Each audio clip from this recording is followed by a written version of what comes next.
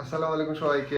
আজকের video topic হলো মুস্তাফিজুর রহমান সম্পর্কে। সে আজকে আইপিএল চেন্নাই হয়ে প্রথম ডেবিউ করেছে এবং সে প্রথম ম্যাচেই 4 উইকেট নিয়ে অনলি 29 রান সে দিয়েছে। তো এখন বিষয় হলো যে সে প্রথম ম্যাচেই খুব ভালো পারফরমেন্স করেছে, খুবই ভালো কথা, আমরা সবাই খুশি।